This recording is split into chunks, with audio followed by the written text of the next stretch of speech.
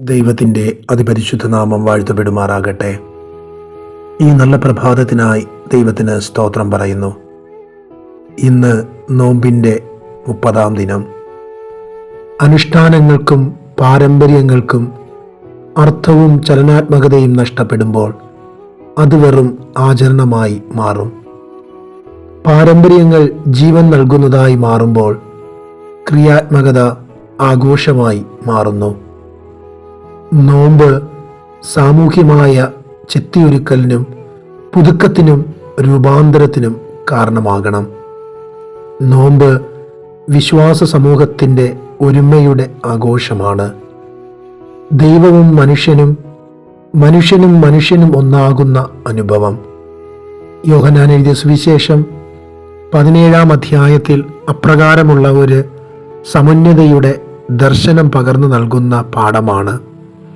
ഒരു വ്യക്തിയുടെ മരണക്കിടക്കയിലെ ഒരു പ്രാർത്ഥനയല്ല, മറിച്ച് ദൈവീക ദൗത്യത്തിനായി തൻ്റെ ജീവന് നൽകിയ ദൈവപുത്രൻ്റെ യുഗാന്ത്യ പ്രത്യാശയുടെ ഉറപ്പാണ്.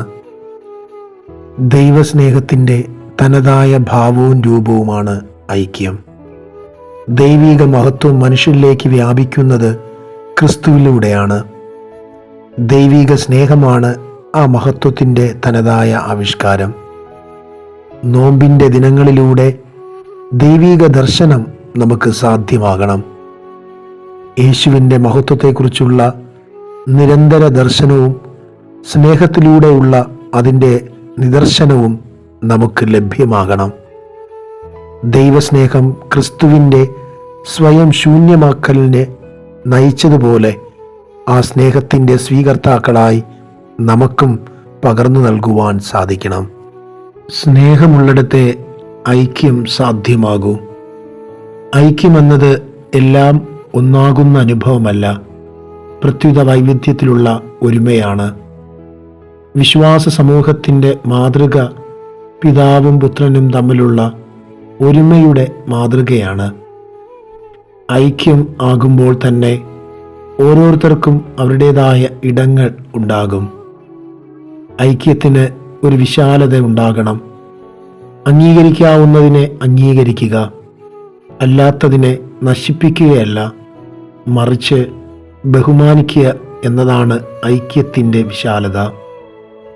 അപരൻ എനിക്ക് ഭീഷണിയാകും എന്ന മനോഭാവം ഐക്യത്തിന് ഉതകുന്നതല്ല.